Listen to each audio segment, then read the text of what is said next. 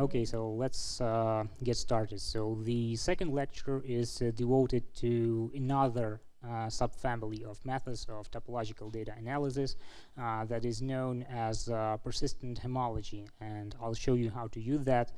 And what I want to say before, this lecture is heavily based on our recent work, my and Maxim, in cosmology. We used these methods, so I'm not going to get into the physics of all of that, but I want to show you at least a bite of that mathematical machinery that is behind the scenes of all of that. Of course, I will need to skip some large parts of the math, but I'll try to give you some sort of intuition of what is going on and what are we trying to do. So okay, before I mentioned that we are dealing with some data set, and we are supposing that all that points, they were situated on some sort of a manifold. Now what we want to do, we want to explore some properties of that manifold and get some useful information from that. It comes very useful when it comes to comparing two sets of data points. What I want you to think about, so suppose you want to compare state of gas in two balloons. So you have two balloons and you want to compare state of gas in there. Would you compare it particle to particle? Would you compare their positions? So probably not. So probably you will think something about a thermodynamics. So you will calculate, I don't know, volume, so temperature, pressure, something like that. And you will compare that parameters. When it comes to comparison of two large point clouds, it's as well, it would be quite useless to try to compare them point by point. So we need something more. We need some other machinery that will help us because there is too much information. And what helps us in this situation is topology. So here is the overall picture. So we have 2 point clouds, point cloud 1 and 2. We will do some sort of topological magic, and we will get some numbers that describe this point clouds from the point of view of topology. We will get those numbers, and then we will create some comparison procedure that compares those numbers and gives us our final result. So some final number that tells us how different are these 2 point clouds. So we had 2 point clouds, and we, at the end of the day, we will get a number that will tell us they are different, for example, some number 10. And these 2 point clouds are more different. We get number 100. Okay. There's a long way to go from these point clouds to all that topology, so I will skip some parts, but some of them are quite intuitive, and I want to show you these parts at least. For example, here is once again my data set. So I'm putting some points on the plane. Coordinates, once again, is just features, and this is what I have. That's my data set. What do I do now? Suppose that around each point I am blowing a ball of some radius r. So I'm making these balls bigger and bigger. The union of these balls will be considered as a manifold which we will explore. So the properties of this manifold will be explored. You see that when I'm making these radiuses bigger and bigger, I can get quite different manifolds. So some of them is just a big lump, so one connected component, nothing interesting. Some of them are just like separate balls, nothing interesting as well. But we get something interesting in between. Okay, so what do we, where do we get from here? Basically, the problem is, I will skip this part, but I should tell at least few words. The problem is that computer cannot do geometry. They can do algebra. So whatever we do, we should translate what we do and what we say somehow into algebra. And it turns out that this manifold can be transformed in a thing called simplicial complex, and that simplicial complex has a really nice image in terms of algebra, so you can do algebra with that. This is quite a complicated machinery, so at the end of the day I thought that I should restrain myself from going through all these things. They are quite nice, basically, from the mathematical point of view. So you get all the chain complexes and all that groups. It looks really neat, but we will restrain from that. And where we get to so-called Betti numbers. Of course, with all this heavy machinery, I can show you what are those Betti numbers for any number of dimensions. So they are indexed. So for any index, Betti 0 number, zeroth number, 1, 2, and so on. I can't do that just hand-wavingly, but I can explain you what are first few Betti numbers, just so, without any equations, without anything. Yes, you will lose some general mathematical picture, but at least you can gain some intuition of what we are dealing with. So returning to our demo. Betti number 0 that will characterize the manifold we have is basically just the number of connected components. So that's all to it. So how many points do I have here? Well, I don't know, so something like 10, let's suppose. And I have 10 balls. They do not intersect. Their union will be just separate balls. So here is, and we can calculate the number of connected components. If I increase the radius, I will see that these balls are starting to merge. In this picture, we have just one connected component. So everything has unified, only one connected component, nothing more. So the number of connected components will be your Betti number 0. And it's already some characteristic of the manifold we are dealing with. The next number will be Betti number 1. This number basically, you can think of it as describing the number of holes, of two-dimensional holes in the manifold. For example, this one has no holes. But if I increase radius a little bit, you will see that it has now 2 holes in it. Yeah, so the one is this small, and the one is a bit bigger. So 2 holes in it. So Betti number is 2. If I increase radius a little bit more, one hole will disappear, one will still be there. So my Betti number will be 1. And of course, if I increase radius even more, all holes disappear, and we just look at the manifold. These triangles, you can just disregard them because that relates to all the simplicial complexes, and we will skip that complicated part. Okay, so this is what we have. Now what happens next? I can build this manifold for some given radius, so that's pretty okay. Now I want somehow to know that radius, because if I don't have the exact radius, what do I characterize? And the solution comes quite simple, let's say. We will take all possible radiuses and we will track how do Betti numbers change when we change the radius. Here I'm trying to run Goodhi library, and here you see a small diagram is called a barcode diagram. So the yellow line shows you where is the radius now. So I'm changing the radius, and you see the yellow line moving. It shows you where it is. Each of these bars represents one topological feature. Blue bars represent so-called zero-dimension homologies, so homologies of zeros homologies. They are basically connected components. So when I'm taking a very small radius, I have the number of connected components the same as the number of dots in my data set. When I do this radius bigger, they are starting to merge. So I'm getting less and less connected components. And you see that these bars, they have their ends. So so I have less and less number of connected components.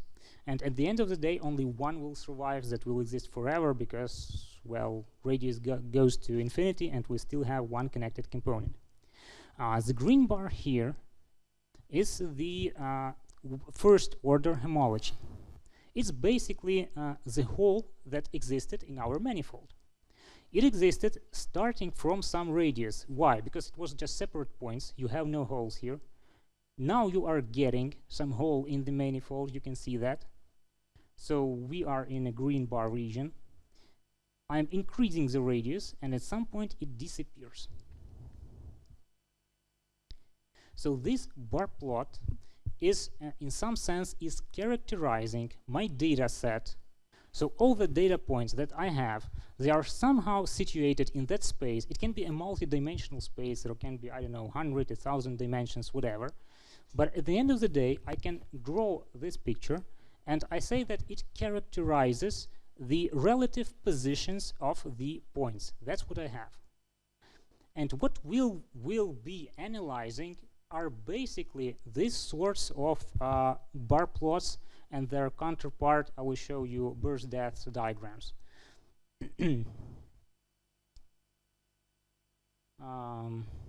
Okay, here is one more view. You can see that often this data is presented not only in form of persistence barcodes, but in some sort of persistence diagrams. And we'll be even more maybe concerned about persistence diagrams. There's nothing tricky about this sort of transition because what do you see on the left? So you see some segments.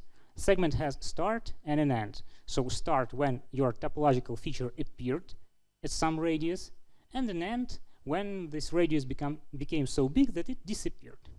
What do you have on the right? You have a points. Each point has two coordinates, x, y. X coordinate represent the value of the radius when the topological feature appeared. So it's basically, if you have on the left diagram, you have some x value when your segment starts. On the right, you will have a point that has exactly that x coordinate. The y coordinate represents the value of the r when this feature disappears. So you look at some segment on the right, you see it has some x coordinate.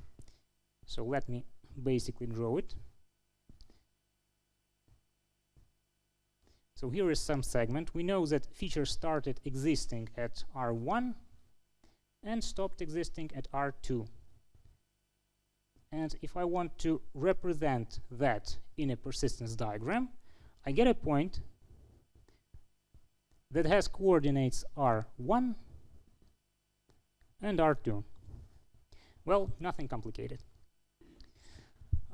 You might now guess, why don't we have anything below that diagonal? Yeah?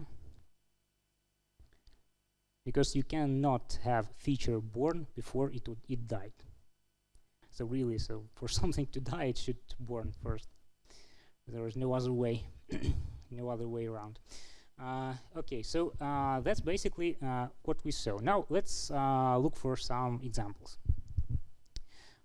Here's my data set. I want to show you how do persistence diagrams look like. So what do they look like? And here is a very simple data set, just in 2 dimensions. Of course, we are interested, for example, in cosmology, we are interested in 3 dimensions. In some other cases, we may want to work with 10 or 100 dimensions.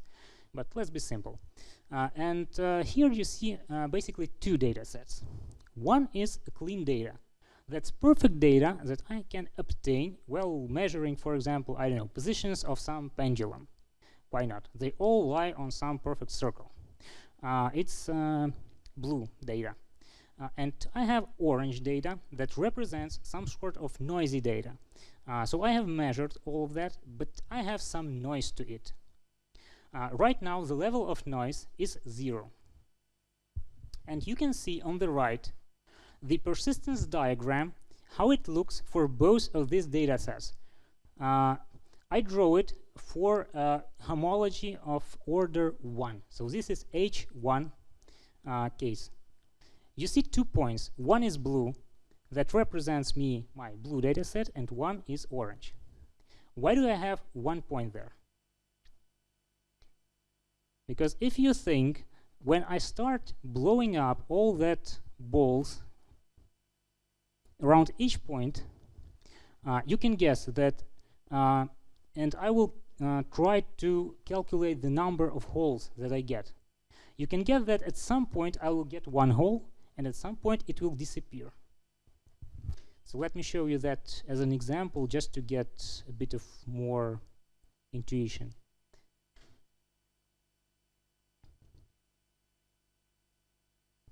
So here's my data set. Well, more or less. And I'm trying to blow these things up. So what I do, I'm increasing the radius. First, I have no holes in this manifold, so it's just some separate parts. But at some point, it appears. Here it is. Then I increase radius more, and it disappears.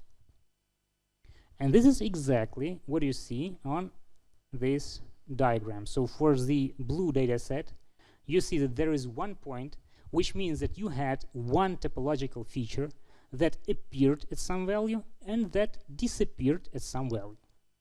Its x coordinate will show you when it appeared, its y coordinate would show you when it disappeared. Okay. The same, of course, is true for the noisy data for orange data set, because I set the value of noise to 0. Now let's check out what happens when I will change this value a little bit. So let's compare the noisy data set to the clean data set. So what would we see? So I added a little bit of noise. Almost nothing changes. Let's add some more. And even more. Now we can see some sort of parasitic features that appear at the bottom. But you can see that they sit almost exactly on the diagonal. So it means that they appeared and disappeared. So here is the first hint for you. So if you are working with that sort of diagrams, you may want to disregard all the features that are sitting near the diagonal. It can be some sort of noise. They appeared and disappeared very briefly, so you may not want to take them into account.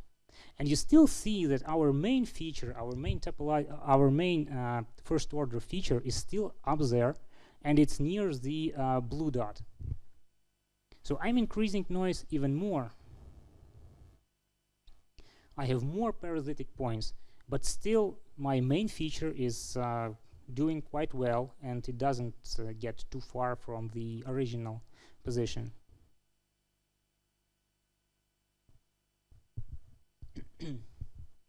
So as you see, even some sort of quite extreme values of the noise, they still keep this diagram more or less the same. So if you disregard all that parasitic things in near the diagonal, you can basically guess what are you dealing with. So even without seeing the data set, I can guess that all the points are lying on some circular thing. So maybe it's a circle or something like that.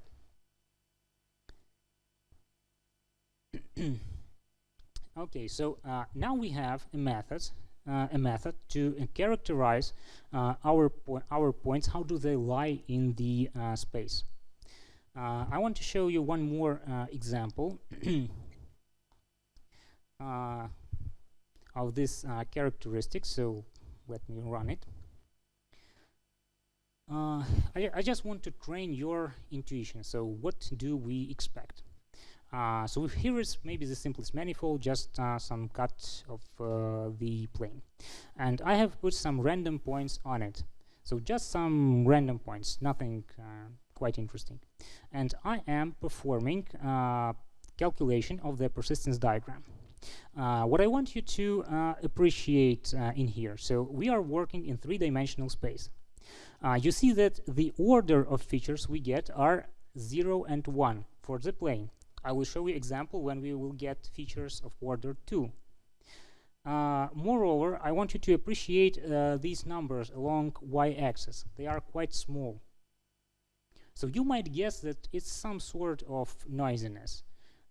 So maybe your BT numbers should be close to, well, zeroth number should be 1, while the rest are basically 0. Now let's take something more complicated. I want to show you, for example, a sphere.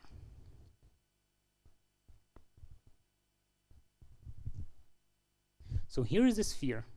Now you see that numbers changed. Now you see a large green feature up here at the top. So basically, this is a feature of order 2. What it means? So when I was talking about features order 1, I was basically saying about holes in a two-dimensional manifold. So it's like loops that you cannot contract on that manifold. So you can draw a loop, but you cannot contract because something holds it. There's a hole in it. When I'm getting to features of order 2, I'm saying about some sort of voids inside of that manifold. And this sphere is hollow inside. So there are no points inside this sphere. And this is basically sensed with our methods. And you see that green point that tells you that there is something inside, some cavity inside your manifold. And this cavity you can obtain basically performing this sort of analysis. All the rest, they sit near the diagonal and probably can be disregarded. Let's see something more interesting maybe. Torus. So here we have a torus. What do you see here? Once again, lots of noise near the diagonal, so disregarding that. One green point here. So that's a feature of order 2. So inside it, inside the torus, you can think that there is something, some cavity inside it. And you see that on the diagram. And here are two blue points at quite large number, at quite large y, and quite away from the diagonal. And you can guess that these are two features of order 1 on the torus. So let me draw them for you.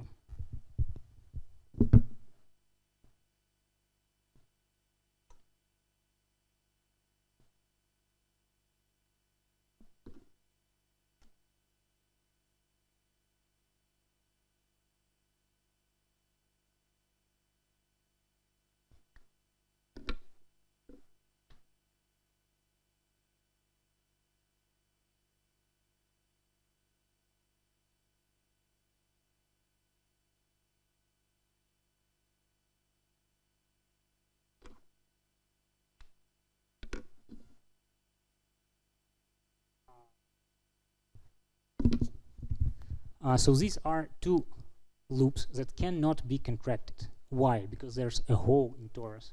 So these two principal loops, they are principally different. You can see that by your eyes. And they are basically filled with our methods. And you see these two dots that represent basically these two loops. If you have something more complicated than a torus, so maybe you can glue together a few toruses or do whatever you want with that, you will get some more complicated diagram. But that's the basic idea. So I am taking all these points that represent my data set. I'm putting them into this heavy mathematical machinery that calculates me what happens when I will blow that small balloons around them, the small spheres, and get different manifolds. And then I track topological features as they are born and die during this process of changing that radius. So that's the main thing we do. So now these numbers will allow us to describe the positions of our points. So we had a large number of information, a huge data set. We have somehow compressed it into this diagram. And now we can work with that diagrams to get our final result. So the last step we need to do, we should have some comparison procedure that will allow us to get a final number. Because remember, we have a goal. We have 2 point clouds, and we want to say how different are they. We went about a half of our path. So we wanted to do what? We wanted to get from that data set, extract some information in form of some sort of numbers. In this case, we wanted topology to be described somehow. And now we need those numbers to put into some other machinery that will get us a number that is the final result. So let's check out what is this machinery. So what are we doing? And this machinery is called Wasserstein distance. So that's what we will calculate.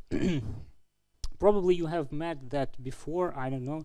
But if you did, I should say that it is a little bit different for diagrams than it is for example, I know some transport problems and so on.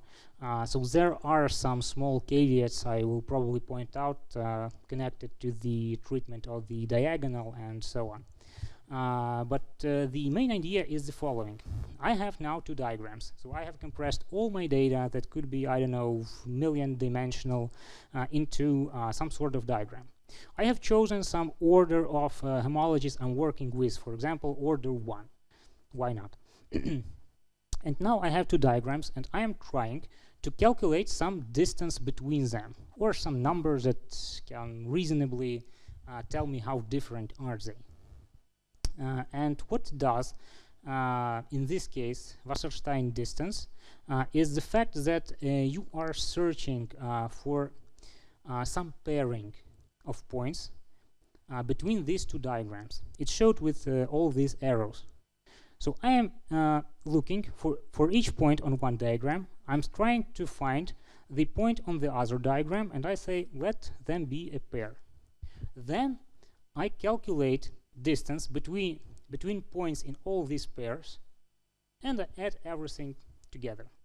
Well, formula is a little bit more complicated, as you might see here, but it boils down to something like that. How do I get that pairing? As is written in this formula, I'm doing an infimum. So I am searching through all of the possible pairings, and I find the best one that minimizes for me that distance.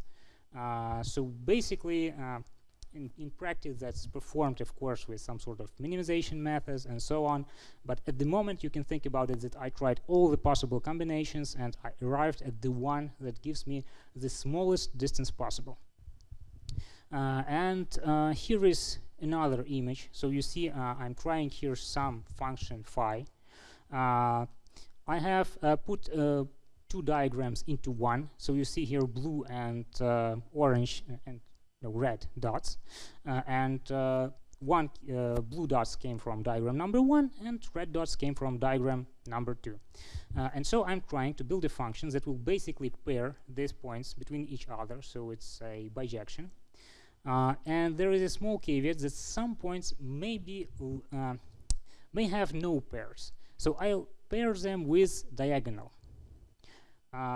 If you are curious why is that, remember that I told you. So what is a diagonal? It's a geometric place of all that topological features that were born and died instantly. They existed for 0 time. So of course, if you need any pair for your point, why don't you try anything from the diagonal? You can suppose that it is full of points, how much you want and wherever you want. Why? Because they actually didn't exist. Or you might say they existed for 0 time. After we do that, we calculate this a bit maybe complicated looking formula, and you get some number that is basically the p Wasserstein distance. Well, this p can be even, I should tell you that, even infinite. In this case, it's called bottleneck distance. So probably if you heard words bottleneck distance, that's p Wasserstein distance in case of p tending to infinity. But what I want to show you is, once again, a small demo that will show you how this distance works. So let me add a few points from one diagram. So just putting them randomly. And here are points from another diagram. What you see here, so we are searching for such a pairing that minimizes that overall distance, so that complicated looking formula with all the sums and so on. Here you have the results. So Wasserstein p with p-value 1 is equal to 0.8. If I move around any of these points, it may happen that some other way of pairing is better. So when I move it here, you see that it's better to pair with this blue point with this red point. When I move it here, it may be better to make a pair with this point. One point is left behind just because we don't have even enough points to pair with it. It's still okay. So we make a pair with the diagonal. And for each and every point in here, we have all that small segments We calculate all the distances, we add them up together, and we get our final result that you see as WP equals to 0.8. It may even happen that you will pair some point from blue with diagonal and some point from red with diagonal. So everything, well, depends on the way how do you minimize. So when you get the minimal overall value. So it's really okay even if you have some more points to do pairs, but you don't just pair them to make match for every point. You do that to minimize the overall function, all that sum.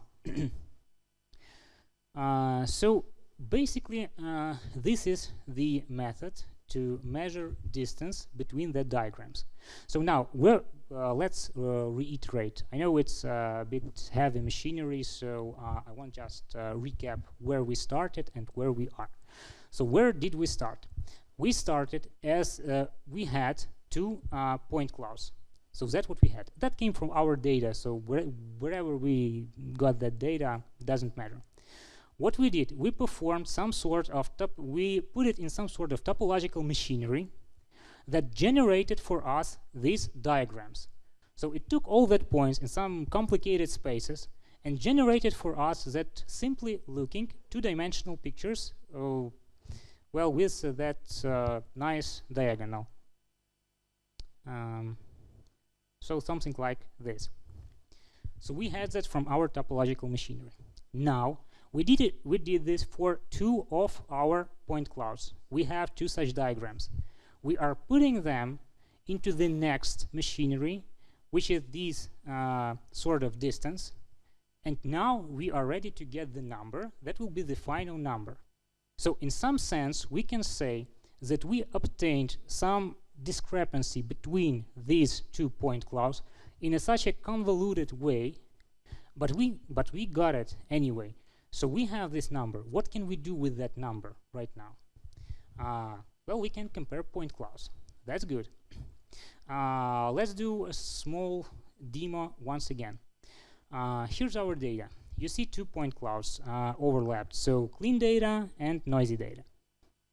Now what I want to do, I will put that through all that machinery and arrive at the final number that you see at the top. So that's the Wasserstein distance of order infinity. So basically that's bottleneck distance. So I'm calculating that.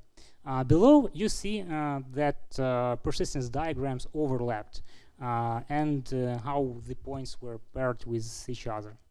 Of course, you see only two topological features. I'm working with order 1. Hopefully from my previous example it's clear why we have just one feature in one diagram and one feature on another. So that's okay. And now let me add some noise and we check what do we see. So basically, what would you expect from this?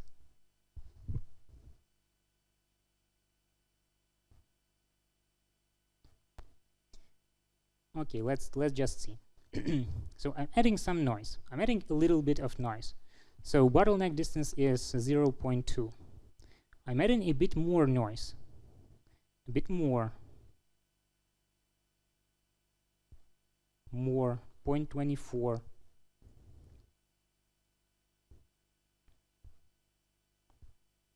0.25, and you see the parasitic features down here, but they will be almost certainly paired with the diagonal, so almost don't play a role in calculating the bottleneck distance. So what do we basically expect when we add some noise to our data set? We want our distance, our bottleneck distance, to increase. Because we have some sort of noise in the data set, so maybe our parameters will change. So we should see some sort of increase in that bottleneck distance. On the other hand, that increase shouldn't be very crucial, because the general structure, the general topological structure of data is still preserved. So you still can see that they lie on a circle, but just not so perfect circle. So two things you can get from here. First of all, if you are exploring all that plots, you can get the general idea where do your points lie on. So you can guess that they lie on some sort of circle. And the second, you can compare that data to some other data, in this case to clean data, and get some idea whether this data is more or less noisy. Here's one more example I want to show you. That's basically the previous example. But what I've done here, I plotted what happens to the Wasserstein distance in case of 0 and 1 homologies when I perform this experiment many times. Of course, you might guess that when I'm taking some random sample of points, anything may happen. So it won't be too fair to show you something on one case. That won't be right. So in this case, I took my clean data. I took a whole lot of noisy data, just regenerating them more and more with different values of noise. You can see that value down here. And when generating the data, I was calculating the final result, so the bottleneck distance. And as you see, when I am increasing the noise in the system, that distance tends to become higher and higher. So in some sense, it tracks how many noise do we have in the system. And of course, it characterizes to us how different are our point clouds, because the more noise you have, the more it's different from the clean data set. Why not?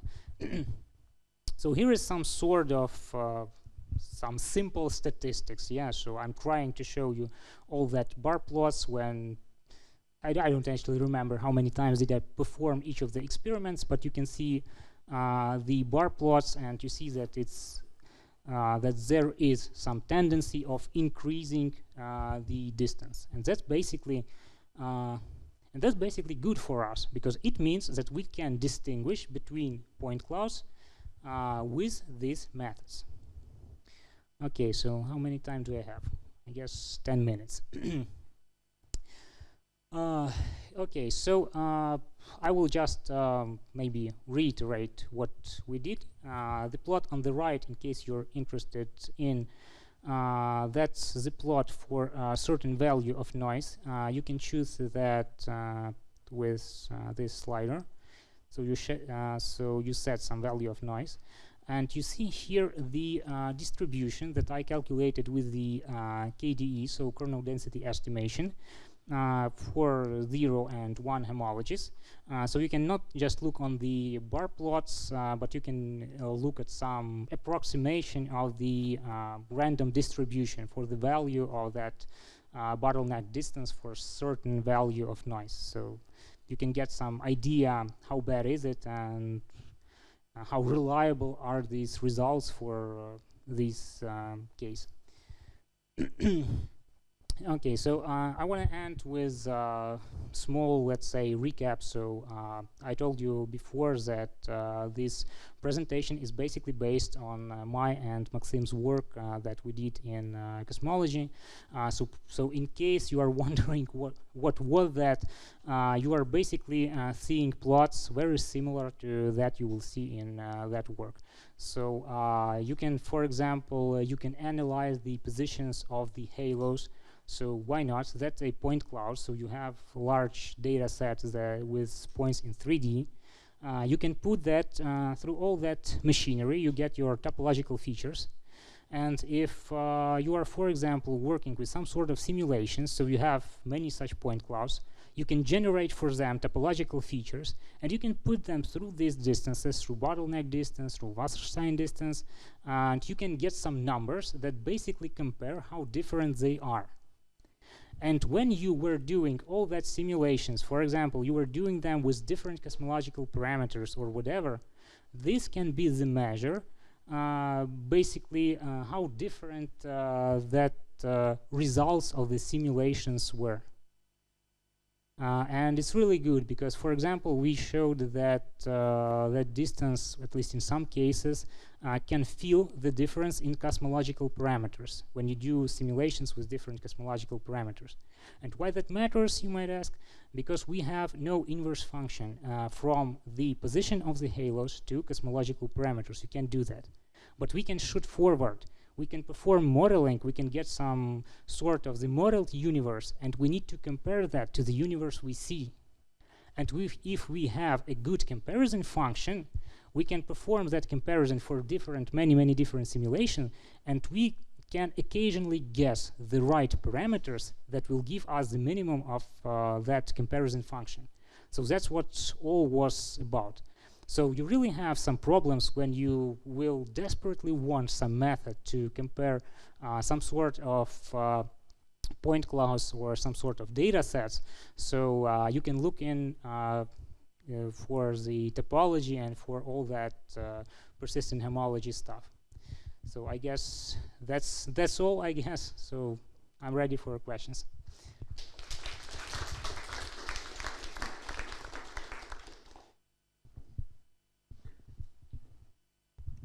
Thank you.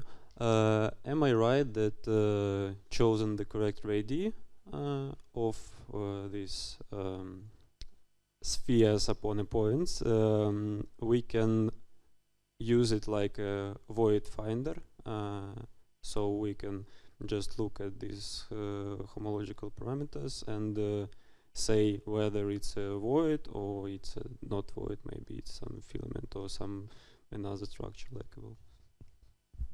Thank you. Yeah, you're absolutely right that it has some connection to voids and to filaments in the cosmology. So really, there are some works that try to estimate, for example, size of all those voids. And we were thinking as well that maybe looking at the topological features that come from check complex, maybe they can reveal some information of how big that voids are, because it's really voids. So H2 topological features, that would be, in some sense, that would be voids. H1 topological features a bit more complicated, but they are still related to filaments. So if you have, for example, filaments going there and then coming back, you can probably draw a loop. That loop, you cannot contract that, so it's incontractable, and you will see that as a topological feature with all this machinery. So yes, that's really related.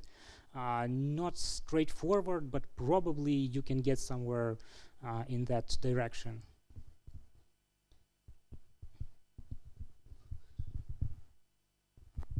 Yeah, first of all, thanks for nice visualization of how topology works even in dimensionality reduction. And I wanted to ask you whether you considered using a UMAP for exploring high-dimensional features, because it not only considers some holes in a graph, but also uses unsupervised learning for exploring weights between graph and neighboring nodes, and it is considered a state of art nowadays. And have you explored it for extracting some features about topology? Okay, thank you. Well, actually, I didn't. I tried my luck with the homology methods, but I didn't try something more, let's say, neural-based. So probably I should, but it needs some time.